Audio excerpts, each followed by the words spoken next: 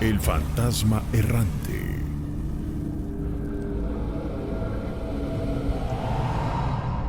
Pues mira, Nachito, les quiero platicar ahora en la noche que, pues, el tema que tienen acerca de los árboles. Sí. Yo, yo tuve una experiencia hace quizás como unos 6 años aquí en California cuando yo trabajaba en un daycare. Uh-huh. Hubo una ocasión en donde yo tuve que quedarme a cuidar a unos niños en la noche, allí en el daycare. Ajá. So, había un arbolito que pues los niños les gustaba mucho porque ellos jugaban allí, se subían en las ramitas, porque las ramitas las tenía como un poco bajitas, o los niños se sentaban. Bueno, jugaban alrededor del árbol. Pero el árbol era como de esos árboles miniatura, los que son pequeños. ¿Bonsai? No era grande. Era como, bueno, no era bonsai, porque ya ves que los bonsai son chiquitos y no, pues son de mesa, ¿verdad? Pero ese no, ese era quizás tenía como más o menos unos 5 pies de alto. Oh, okay. Más o menos. Ok. Y era así bajito y era, pues, tenía su corteza y tenía su tronco un poquito grueso, no tan grueso, pero sí estaba un poco gruesecito, o sea, se aguantaba, con todos los niños, estaba un poquito fuertecito. Muy bien, muy bien. So, hubo una ocasión, mi jefa lo cuidaba mucho, porque pues el árbol era bonito, se veía como un árbol bonsai, pero más grande. Ajá, muy bien. Entonces, ella lo cuidaba bastante. So, hubo una ocasión en que hubo como una época en donde llovió aquí mucho, hace quizás como unos 7 años, que llovió mucho para el verano. Y entonces hubo esa noche que yo me quería cuidar a los niños en el daycare, estaba lloviendo, pero así, como dicen, con sapos y culebras. Uh-huh. Bien fuerte. Sí. Y estaba haciendo mucho viento, de repente se hizo mucho viento. Pues en la noche, cuando ya yo iba a poner a dormir a los niños, quizás como por ahí de las 8 de la noche, sí, empezaron porque ellos tenían como 5 Yorkies, de esos perritos Yorkies, que ya ves que son chiquitos y peluditos. Ajá.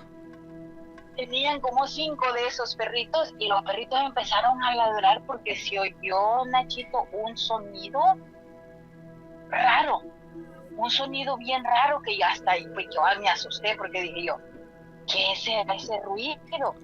Pero se oyó, no quisiera decir un lamento, porque pues no era un lamento humano, pero era como una bulla que yo lo escuché, los perritos lo escucharon, pero todos los perritos estaban ladre y como queriendo salir, como con miedo, como cuando los perritos están ladrando con miedo. Sí. Entonces, pasó, quizás duraron como una media hora así, pero ese ruidito fue como disminuyendo poco a poco, mientras el viento estaba haciendo muchísimo viento, yo veía las palmeras desde la ventana y las palmeras cómo se movían, parecían como cuando tú agarras el trapeador hacia arriba y lo empiezas a mover. Entonces, bueno, pasó, nos dormimos, amaneció Nachi. En la mañana, cuando llegaron a recoger a los niños temprano, quizás como por eso de las 7 de la mañana, me dice la mamá de los niños, Miss Blanca, le digo que el árbol se cayó, y le digo, ¿qué? Sí, me dice, mírelo, y me salgo, Nachito, y el árbol estaba en el piso. ¿Cómo crees? Se había caído, tenía todo, tenía sus raíces y todo así, caído completamente. Uh-huh. Entonces en eso me pongo a pensar yo y digo, ¿sería el árbol el que estaba haciendo pues ese sonido raro y por eso los perritos ladraban y ladraban? ¿Como que estaba agonizando? Como que estaba agonizando. Sí, wow. porque pasó como media hora así, se dio ese ruido. Uh-huh. Esa fue la experiencia que tuve ahí en esa casa. Oh, pues... y luego así... Sí, adelante. Sí, Adelante. dime. No, adelante. Sí, y luego ese mismo día, el niño, que uno de los niños que yo estaba cuidando, me mencionó y me dijo, a Miss Blanca, hay un señor ahí por la ventana. Y le digo yo, ¿a dónde? Yo volteaba afuera, yo no veía a nadie. Pero la ventana que yo te estoy mencionando es una ventana que estaba lejitos de donde no se veía el árbol. Sí. Yo le digo yo, no, yo no veo a nadie. Y me dice, sí, me dice, ahí está parado un señor. Y le digo, ¿y cómo se mira? Y ya me lo describió, ¿verdad? Y ella me dijo, no, pues es un señor. Dice, trae como una capa, dice, y trae, dice, así de eso, como de esos que parecen monjes, dice, que traen como una capa así, un sombrero y todo en la cabeza. Ajá. Y le digo, bueno. Entonces ya quedamos así. Entonces ya después no sé yo si eso del hombre es con la caída del árbol tuvo algo que ver. No sé. Y en realidad tampoco sé cuántos años tenía el árbol, porque pues mi jefa ya tenía viviendo ahí como 20 años y ella decía que desde que ella se fue a vivir a esta casa ya estaba el árbol ahí. Pues 20 años, amiga, eso nos indica que sus raíces debieron estar ya bastante grandecitas, ¿no? Bastante crecidas. Sí, estaban bien crecidas, bien crecidas. Ya. Seguramente o era un árbol enfermo o algo sucedió ahí energéticamente. Pues yo más bien pienso que a lo mejor fue algo energéticamente, porque el árbol tenía sus hojitas verdes, estaba bien cuidadito, y todo se le veía, sus hojitas verdes, su corteza se le veía bien cafecita, pues el color del tipo de árbol. Desgraciadamente no supe ni qué tipo de árbol era. Sí. Nunca se me ocurrió preguntarle a mi jefa qué tipo de árbol era, pero sí se veía que estaba el árbol fuerte, pero si te digo, se vino con toda y la tierra y las raíces hacia abajo. Ok. Así. Ya, ¿No? fue así un poquito triste pues ver, porque pues a mí me gustan las plantitas también, y como estaban comentando ustedes temprano, que sí, yo les hablo a mis plantitas. Ajá. Pues yo, están ahí como tristona, yo les pongo música y les digo que no se dejen, que no se dejen vencer, y, Sí. ¿verdad? Y ahí toda la cosa, y pues no sé, yo pienso que sí fue el árbol de que se estaba quedando.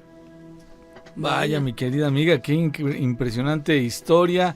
Y sí, la voz de uno emite energía, emite vibraciones que los objetos y los otros seres vivientes que nos rodean también las reciben. Entonces, cuando uno les habla bonito a las plantitas y eso, dicen que se ponen muy bellas.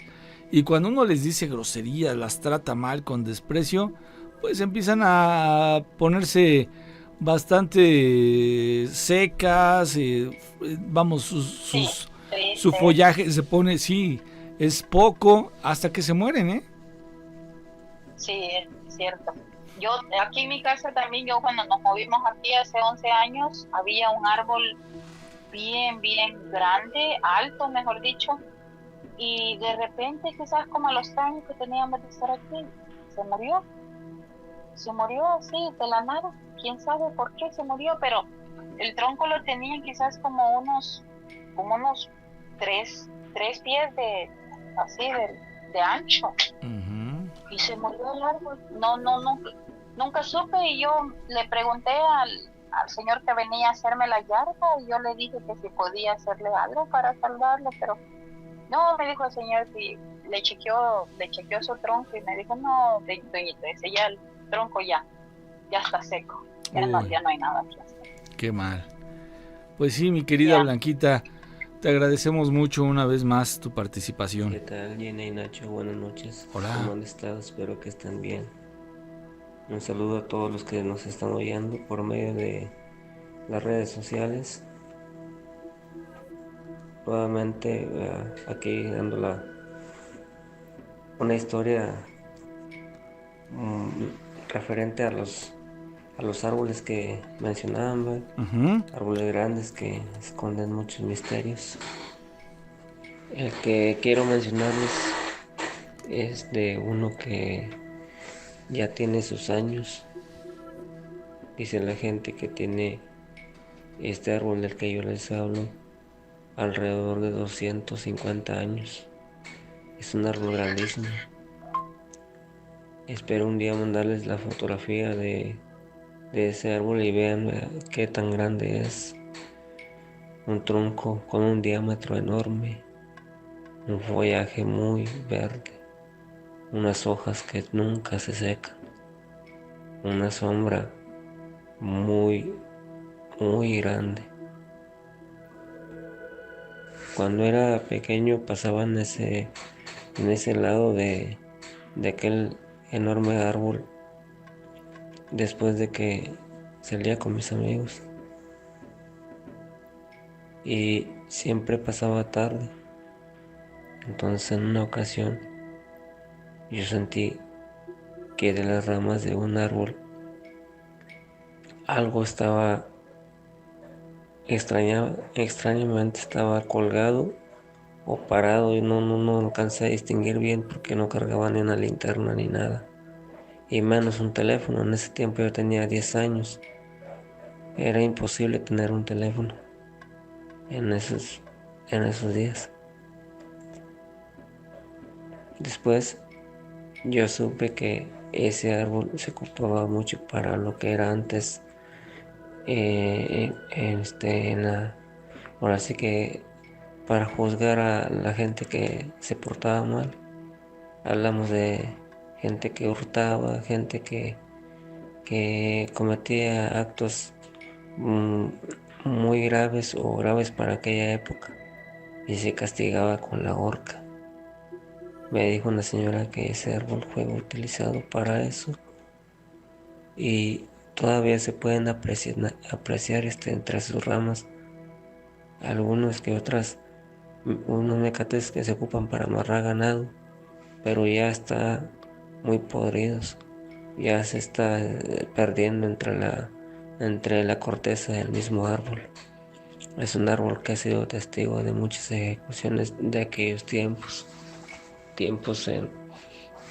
en donde la revolución alcanzó a pegar por estos rumbos de la Huasteca de San Luis Potosí. También aquí no es el único árbol que se ocupó para eso. Aquí figuró mucho Gonzalo N. Santos, un gobernador, no sé qué más, otra presencia que él tuvo, no sé si fue actor, algo así está en su biografía. Él ocupaba sus árboles para eso. Y en todos los árboles se siente raro pasar cerca de ellos y más en la noche. Pues eso era todo lo que les quería contar referente al árbol que yo conozco. Bueno, todavía sigue ahí, sigue en pie, como un árbol de unos 10 o 20 años, como nuevo, tan fuerte que ni el aire más fuerte lo puede tumbar, con esa historia tan triste. Ay, qué bueno, Chiapas, hace mucho que nos hacía presente y esta noche queremos escuchar tu relato. Bienvenido, ¿qué nos quieres contar? Pues más que nada mi relato, el uno que tengo un poquito más larguito te voy a contar.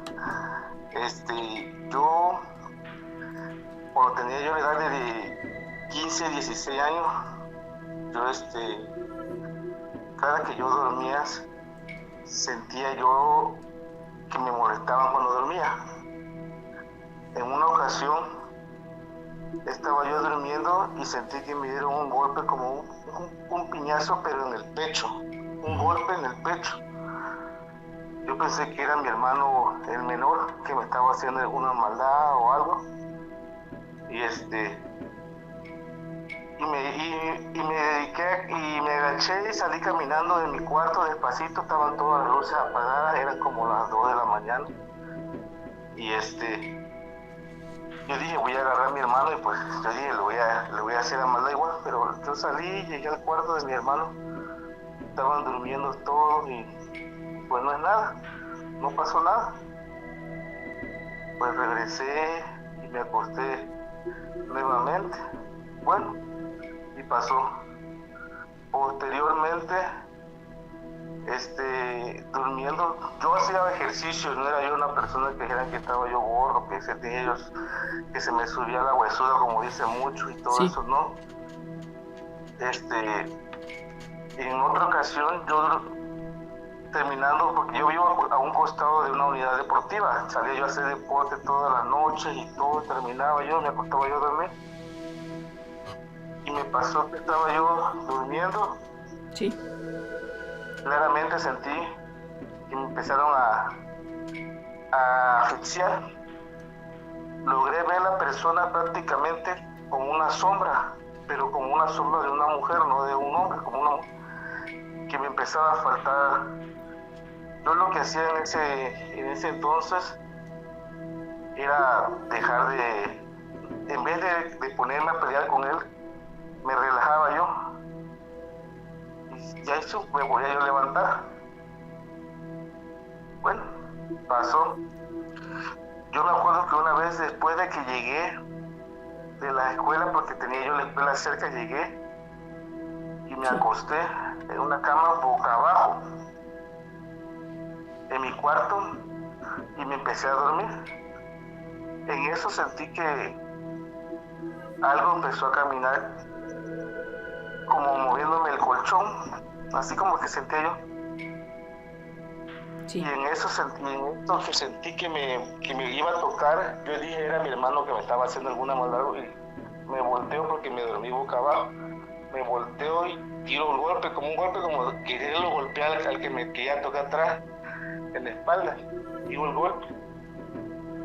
Y claramente vi una cosita pequeñita como un duende, prácticamente. Esa historia se lo cuento a toda mi familia, se lo he contado. Sí. Y pues mi papá pues se quedaron que cayó al piso porque yo lo golpeé con la mano, cayó al piso y salió corriendo, así como las personas que estaban así enanitas, que casi caminaba de lado. Sí. Y se metió en una vitrina que tenía yo ahí, lo fui siguiendo, pero prácticamente agarré el palo y todo. Yo dije, si hay algo, pues lo golpeó, y ya no encontré nada en esa ocasión. Sí. Todos esos casos se los contaba a mi papá y me decía que era porque no rezaba y todo eso. Francamente yo no me dedicaba, yo no era mi familia era católica y todo eso, pero yo no, pues sí, y empezaba yo a rezar y todo eso, pero fueron cosas que me estuvieron marcando prácticamente. Y a mis hijos, ahorita soy padre de 3 hijos que tengo aquí, y se los cuento. Y cuéntanos más qué cosas nos pasó, pero son relatos que yo le estaba comentando a mi esposa hace poco. Voy a ver cuando me animo a marcarles y todo eso, Claro. para que supieran de esos relatos. Antes que nada, yo soy de San Miguel de Allende, Guanajuato. Ahorita en redacto fuera, estoy en Dallas, Texas. El relato que les quiero contar es uno que tengo, que personalmente lo viví en el hospital ahí en San Miguel de Allende. Bueno, empiezo. Adelante. Fue una vez que mi papá se puso grave. Lo llevamos al hospital. Fue temprano. Ya en la noche pues yo fui a relevar a mi mamá. Ya ven que se quedan a cuidarlos durante el día, la tarde o así, para cualquier situación que llegue a pasar. Entonces, pues sí, yo fui a apoyar a mi mamá. Ya en la noche llegué, pero antes de llegar, ya ve que hay muchos en los hospitales tienen cortinas que nada más dividen la supuestamente habitación nada más. Estamos en la de área de que es la entrada a emergencias. Entonces iba llegando yo cuando pues sí, miré, estaba una mujer acostada. Lo que se me hizo raro, que estaba amarrada de las manos y de los pies. Pero estaba embarazada. Entonces, a un lado de ella estaba mi papá, del otro lado estaba otra señora, desconozco. Pero me dijo, cuando iba llegando, ella misma me habló como si la verdad ella me conociera. Como si me conociera de tiempo. Con una confianza bien así similar. Entonces me habló, me dijo, muchacho, así con una voz que la verdad, no sé, normal, pero como confianza. Me generó mucha confianza, entonces me arrimé. Me dijo, muchacho, por favor, suéltame. No me siento muy bien. Me siento mal, me lastiman esto. Pues yo estaba acercándome. Y empezó como a halagarme. Como que ya ven cómo son. A veces así. Como, que no sé qué, que te ves muy bien y así. Pues yo platicando normal. En eso un médico se me acercó y me dijo, retírate de ahí. Retírate, no te le acerques. No, pues entonces en eso pues reaccioné. En eso la mujer tenía para arriba de sus 30 años, suponiendo 30 y tantos años, ella.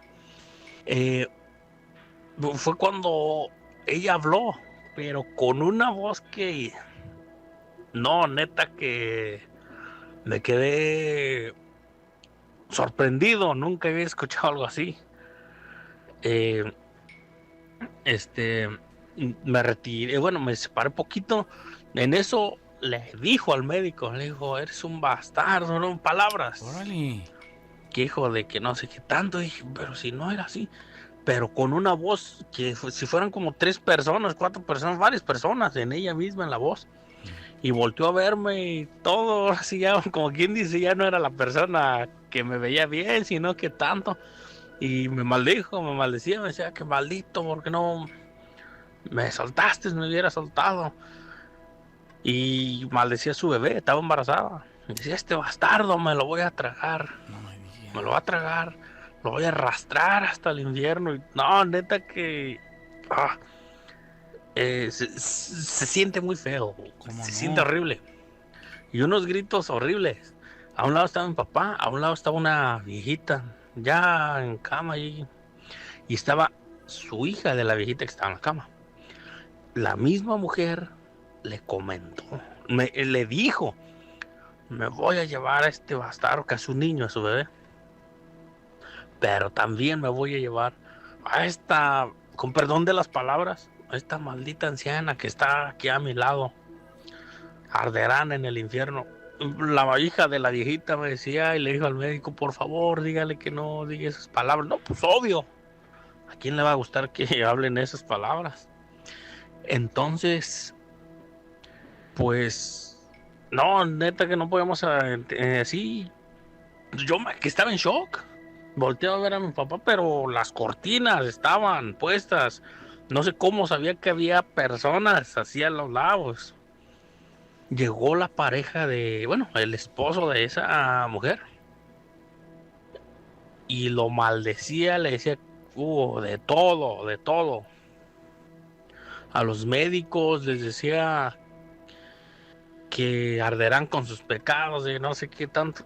Imagínense. Cosas que sabía de los doctores y supuestamente, no sé si sea verdad o no, pero ella decía. Entonces ahí estábamos. No, pues yo me tocó ver, estaba a un ladito. Se siente horrible, una vibra fea. La mirada, una mirada que, ¿cómo les diré? Si ven una persona enojada hasta su tope, obvio. Mirándose a miradas, pero enojado, uno como que si esta persona está enojada. Pero no, esa aparte del coraje, daba miedo verla a los ojos. Mejor uno se volteaba para otro lado o así. No la miraba a la calle, no la miraba. En eso, de repente, estaba hable, maldiciendo a todos allí. De repente se quedó callada y volteó a la puerta de emergencias. Ojo. No se veía nada, no se ve donde llegan las ambulancias, no se ve nada, ni donde entran los médicos, no se ve. ¿Por qué? Porque hay paredes, todo eso. Sí. Entonces ella dijo, llegaron estos cerdos que, no, palabras, maldiciendo. Y pues ahí estábamos nosotros. Y pues dije, ¿quién? Iban 2 sacerdotes. Y iban otras 2 personas. No, la verdad desconozco de quiénes serían. Y ya le dijeron, ahí está en la cama tal y así. Y ya con unos papeles y le dijeron a los doctores. Yo escuché personalmente cuando le dijeron, ya está lista, ya para trabajarla. Nos la vamos a llevar. Ella con un odio, coraje, se jalaba y todo. Les decía miles de cosas. Y entonces los padres llegaron, los sacerdotes, le dijeron al doctor, al de ahí, el que estaba encargado, le dijo, si nos hacen favor, necesitamos 2 personas, otras personas más que nos ayuden, por favor, en caso de que llegue a haber una situación complicada. Y la verdad, desconozco qué pasaría. Desconozco, porque sí, se la llevaron a esa persona en la camilla y todo. No llevaba suero, no llevaba nada, nomás iba amarrada. Pero cuando iba con una voz como bien tierna de repente, que me ayuden, por favor, ayúdame, no me dejes ir, no me dejes que ellos me lleven. Pero ¿qué te diré? Con que engañan a una persona fácil. Luego se molestó y dijo, arderán en el infierno con... No, hombre, la neta que no sé, no tengo palabras para expresarme. Pero con un miedo, y mi papá diciéndome, ¿qué dice la señora? ¿Qué dice? Pues él estaba mal, no estaba sedado. Le dije a mi papá, si supiera lo que estaba pasando aquí al lado de usted y usted ni en cuenta. La hija de la viejita que estaba al lado de ella también estaba llorando. Yo les comento que me quedé esa noche ahí. A las 3 de la mañana la viejita falleció. No me digas. Ella dijo que se le iba a llevar. Falleció la viejita que estaba ahí a un lado de la mujer que estaba poseída. Estaba poseída, yo digo, porque pues una persona así pues está canijo, puede decir que está loca, pues se la valemos. Pero ya escuchar varias voces desde adentro o saber cosas de alguien que ni conoce, yo digo que es otro nivel, ¿no? Claro. La viejita falleció en eso de las 3 de la mañana. Mi papá pues tiempo después también se adelantó, pero no sé la verdad. No sé la verdad qué haya pasado con su bebé de esa mujer. No sé la verdad, desconozco todo eso. ¿Y a dónde la llevaron? Yo quiero creer que se la llevaron a exorcizar así, para un exorcismo. Obvio no lo iban a hacer en el hospital, que porque supuestamente hay muchas personas débiles ahí y es de donde se puede aprovecharse el mal enemigo. Esa es mi historia que quería contarles. Muy bien. Tengo varias historias. Trabajé en el Panteón y muy buenas allí. He tenido experiencias algo fuertes y como existe lo bueno, existe lo malo. Esa es mi historia. Espero próximamente o el día que puedan llamarme o marcarles y contarles más historias. Estaré a sus órdenes. Muy buena, que pasen bonita noche y un fuerte abrazo y saludos para ti, Nacho, y para Gina. Excelente programa. Gina y Nacho, les quería traer este relato. A ver. Cuentan que en una de las carreteras a la salida de Reynosa se aparece lo que es el espíritu de una niña. Las personas de ahí de las rancherías de alrededor cuentan que cuando ellos van de camino hacia es un caminito que lleva hacia Reynosa, es una de las brechas, vaya, que lleva, no es en sí la carretera, es una de las desviaciones, estos pequeños caminos de terracería, que es el que les llamamos brechas. En una de estas brechas, cuando van las personas del campo, o personas que trabajan y se bajan por la carretera y agarran para lo que son las rancherías, dicen que se han encontrado a esta niña cuando los ven, la ven llorando y les dicen que está perdida. Dice que viven más adelante, que si y todos pues amablemente se ofrecen a llevarla. Dice que van caminando y la niña siempre va sollozando, siempre va llorando. Dice que ya como al kilómetro y fracción, ya se desaparece, ya no está la niña. No, nada más para organizar un poquito los relatos, o sea, porque son varias personas que me lo han contado. Dice que la encuentran llorando a la niña y pues le da ternura, pues es una niña aproximadamente de entre 7 a 8 años. La encuentran llorando, pero pues con ropa de distintos colores. De hecho, me han dicho que trae así blusita rosa, o de repente otra persona varía el color a naranja y diferentes colores, nunca esos colores grises, blancos, así. O sea, es una niña normal. Y la niña ya la llevan, a veces la llevan en brazos. Otros dicen que la han llevado pues en brazos para apapacharla porque va llorando, güey. Porque como les digo, en todo el camino va sollozando. Oh. Luego la llevan agarradita de la mano y de pronto así, de la nada, pum, ya no la llevan de la mano y ya no la tienen en brazos. Esa es una pequeña leyenda de por aquí, de los caminos de las brechas de aquí de Matamoros, Tamaulipas, donde pues han sucedido cosas muy lamentables, ¿verdad?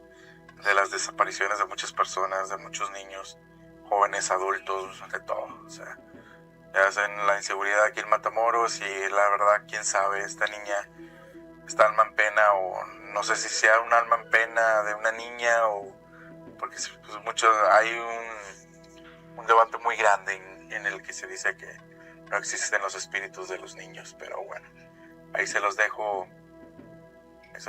de consideración y de tarea. Y pues les mando saludos al Vikingo Esquivel, porque créanlo, aún aunque he mandado muchos audios y ya es algo como sentirse estas pláticas en familia, ese nervio nunca se va.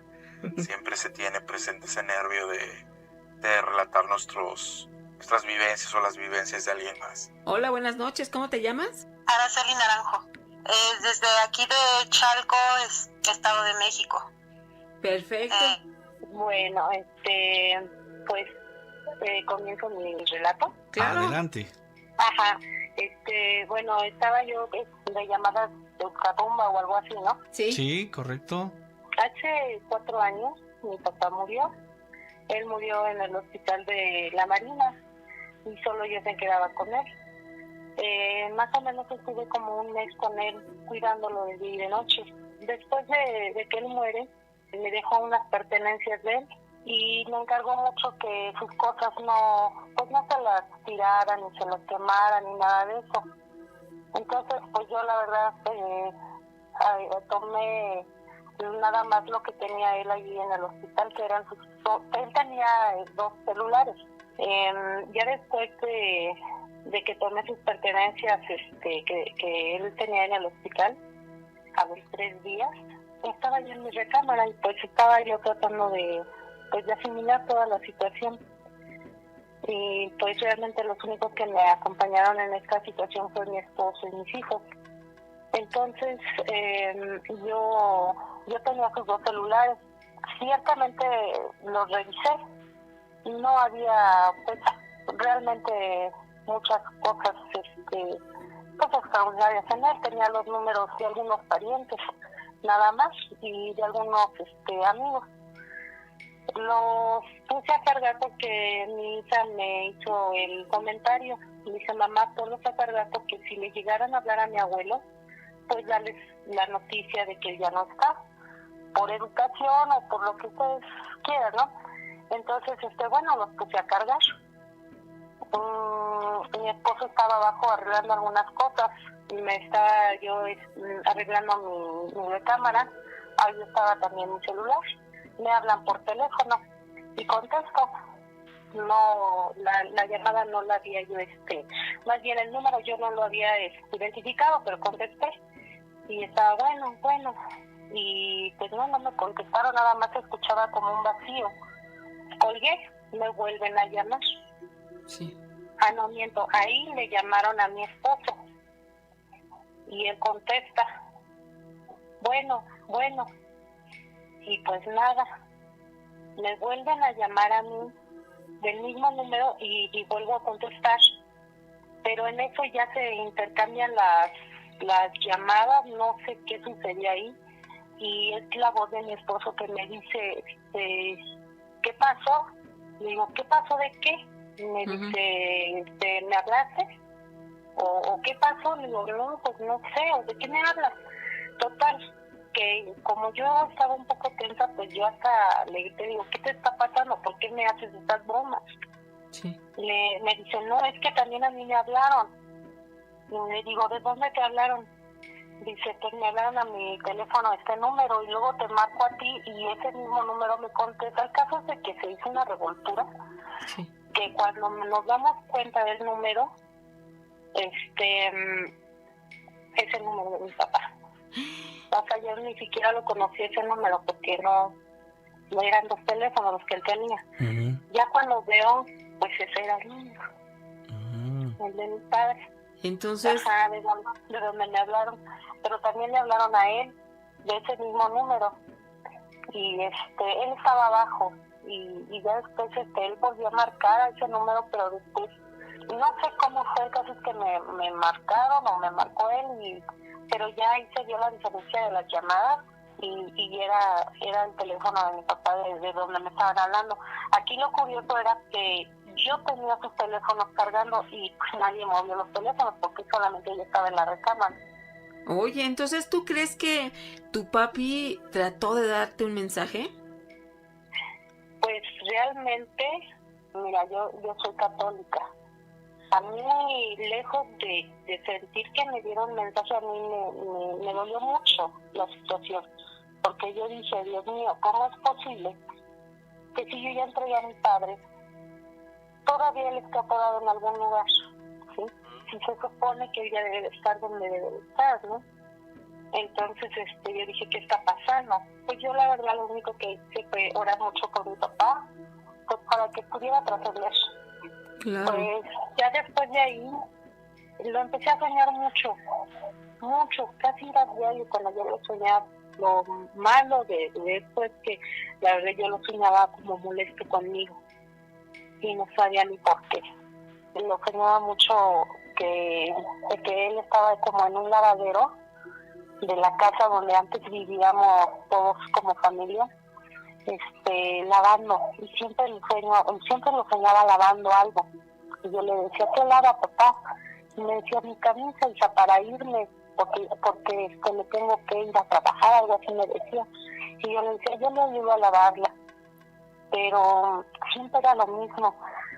De ahí, pues, obvio, a veces cuando las familias son disfuncionales y nadie se habla y todo eso, después de ahí pasaron como 15 días y pues todos los demás hermanos que nunca estuvieron ahí con él, pues empezaron como que a, pues, querer saber qué había sucedido, sus cosas de él mismo. Y sí, yo lo que hice es agarrar sus cosas y decirles, aquí está todo, agarren lo que quieran de él y pues no hay más.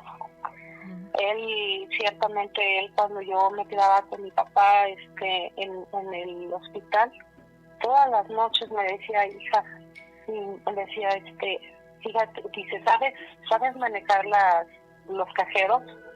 Y yo le decía, sí, papá, ¿por qué? Me decía, es que te voy a dar unos números. Sí. Y yo conociéndolo o como era, le dije, no, yo le digo, ay, sí, démelo. Y va a decir, entonces estás aquí porque, por interés. Entonces sí. yo trataba de decirle, o sea, de esquivarle. Yo le decía, no te preocupes, papá, primeramente esto va a salir bien. Y así era, así pasaba, así fueron el mes que me pasé con mi papá en el hospital. Sí. En total que en las 3 últimas noches, él me dice, hija, qué bueno que llegaste hasta aquí, porque cuando tú no, cuando nadie estaba aquí conmigo, a mí me picaban mucho. Dice, me jalaban mucho y no me dejaban dormir. Y decía, ¿cómo va?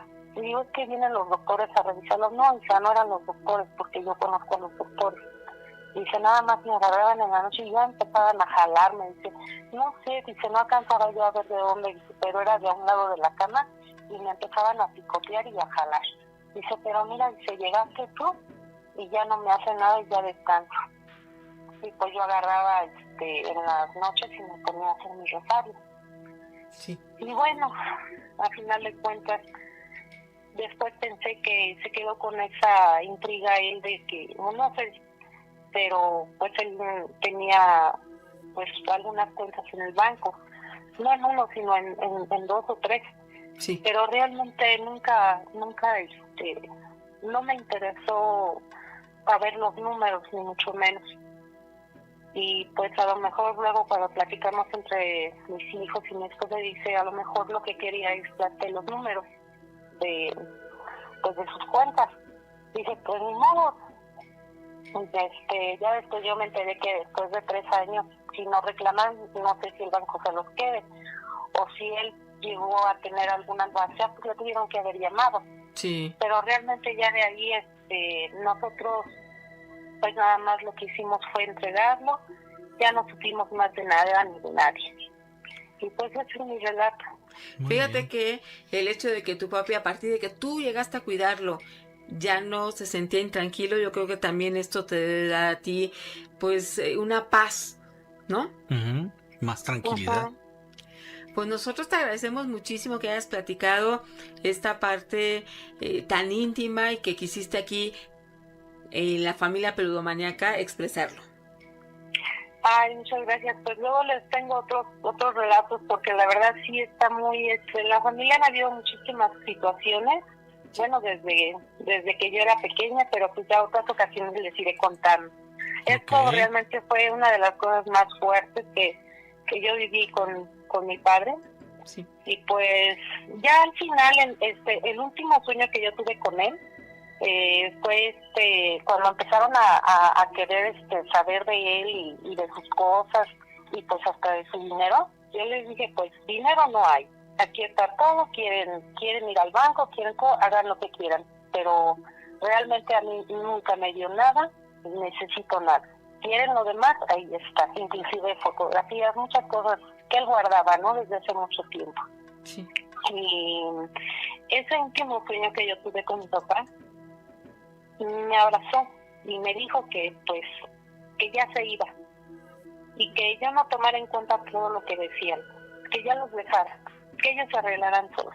O sea, yo no sé si fue tanto todo lo que yo estaba viviendo que soñé eso, o ya no supe si en verdad mi papá me visitó en ese sueño, pero sentí tan cálido su abrazo, sí, que pues sí me reconfortó bastante. Claro que sí, te trajo recuerdos muy, muy fuertes para ti y sentiste justamente esa como despedida, ¿no? Así es. Desde ahí ya no lo volví a soñar.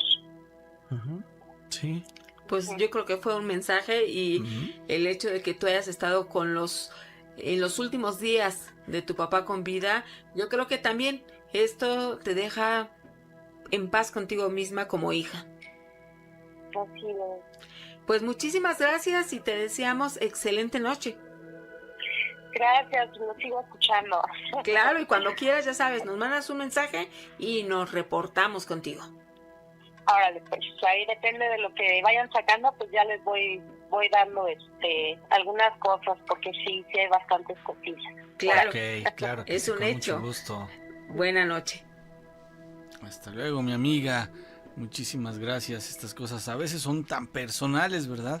Pero no dejan de ser increíbles. Hola Gina y Nacho, amigos peludomaníacos. Saben, ahorita que está contando la chica de esta persona, mi mamá no sé por qué siempre tenía la costumbre de pedirle decía al ánima de mi madre y rogaba que le cuidara la casa, que que porque mi casa en Colima daba de calle a calle, entonces ella siempre decía eso, que le encomendaba la casa, y había un señor que se quedaba, venía 6 meses conmigo y se regresaba 6 meses, y durante ese tiempo, esos 6 meses que se quedaba conmigo, aquí en California, ella dijo que la persona que le cuidaba, que en la noche veía una señora que entraba a la cocina y él se acostaba en el piso y entraba a la cocina y que nomás se le quedaba viendo. Entonces mi mamá siempre decía que era el ánima de su mamá, y yo me pregunto, ¿se quedaría a mi abuelita ahí estancada ahí en esa casa? No sé si espanten o no, pero ¿qué piensan de eso de que se le pida a un ánima de una persona que ya falleció que proteja una casa? Cuídense, que estén bien. Bye bye. ¿Desde dónde nos escuchas? De California. Saludos, qué gusto saludarte y saber que quieres contar un relato. Bueno, este es un poco de, aunque usted no lo crea, pero fue cierto. Mi abuela, que en paz descanse, tenía una hermana gemela. Eran igualitas. Ok. Entonces, pero aquello que dicen, ¿será cierto eso de que los gemelos sienten lo mismo? Y resulta que sí es cierto. Cuando, por ejemplo, mi abuelita se enfermaba, la otra sentía los síntomas, 1000 cosas pasaron. Lo terrible de todo esto fue que mi tía abuela, el marido la mató. Le dio 3 balazos y a mi abuela le sangró el estómago exactamente donde le dieron los balazos a su hermana. ¡Qué impresionante! Completamente impresionante. Sí. Hubo muchísimas cosas pasaron con esas 2 gemelas, pero eso fue lo más horrible porque nunca se lo pudieron explicar, jamás. Incluso mi abuela decía que sentía el dolor de vez en cuando de los balazos. ¿Cómo le quedó esta sensación? Sí, no, pero ficción o verdad. Oye, ¿y le dolía exactamente en el lugar en el que lastimaron a tu tía? Correcto, y ahí cuando a mi tía, es más, de hecho, supieron que algo había pasado porque mi abuela lo dijo. Oh, qué impresionante, esta conexión psíquica que tienen los gemelos, cuates, triates, que tienen una liga bastante impresionante, pero el hecho de que a tu tía, la que no estaba en ese lugar cuando lastimaron a tu otra tía, que sí le brotara este líquido. Ahora ya nos hicimos un poco de bolas con las tías. A mi abuela, sí, porque la tía que no estaba con la otra tía. A mi abuela. La abuela y su hermana. Mi abuela y su hermana gemela. Sí. Entonces, a mi abuela le sangró. Haz de cuenta que le hubieran dado los balazos a mi abuela. Oye. Así estuvo de fuerte. Sí. Bastante. Y nadie se explicaba por qué hasta que el médico, pues imagínate en aquel entonces, el médico pudo constatar lo que estaba pasando y no hubo una explicación. Y a mi abuela la internaron, la checaron y vieron que no había motivo ni razón para que tuviera heridas de bala donde no había bala y nunca hubo una herida. Oye, ¿y qué comentó ella al respecto? Mi abuela, que tenía un dolor horrible. Uh-huh. O sea, mi abuela, obvio, nunca había sentido un balazo, pero en ese momento ella sintió, dice que era un dolor, pero primero que fue como caliente, o sea, sintió exactamente lo que siente alguien que le mete un balazo. Ok, mira. Y dice y entonces dice, también la parte tenebrosa, que la hermana, después de muerta, se comunicaba con ella y nadie le quería creer. ¿Y qué le decía? pues le decía, hablaba con ella como si estuviera viva. Entonces ahí fue cuando empezaron a pensar, bueno, que a lo mejor estaba esquizofrénica, mi pobre abuela o alguna cosa así, pero no. Le dijo dónde estaban las llaves de la caja fuerte, que solo ella sabía dónde estaban, y su diario. Y ya cuando encontraron el diario, la caja fuerte, las llaves y todo, se dieron cuenta que ya había un patrón por el diario. Sí, que además no estaba inventando, ¿no?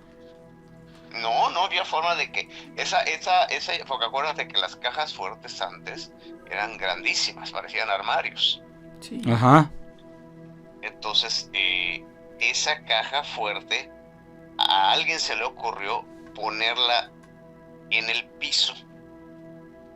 Fíjate qué inteligentes. Entonces, imagínate abrir la puerta de esa cajota. Sí. Sí. Bueno, pues la llave, porque era llave y combinación, la llave estaba perdida. No había forma de abrirla ni que entrara un cerrajero por la forma que estaba la caja. Hasta que recibió el mensaje. Entonces, mi abuela un día se levantó y ya sabía dónde estaba todo. Y el diario, mi abuela se quedó con él. Y ella lo empezó a leer y después se lo dieron a la policía. ¿Y si pagó su crimen ese sujeto? Oh, sí, por supuesto. Qué bueno. Qué bueno. Pero primero, bueno, según entiendo, es que estuvo bien, es que parece telenovela de Televisa, te lo juro, qué bárbaro. Entonces, mi abuela, antes que se lo llevara, mi abuela le metió un batazo por lo que le hizo su hermana. Se tirado, luego llamaron a la policía y luego se lo llevaron. Pues sí, del coraje tan grande que tenía. Sí, pues ella, ¿no?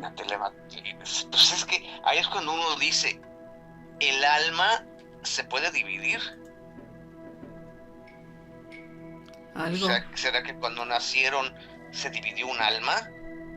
Porque es obvio que estaban en la misma sintonía.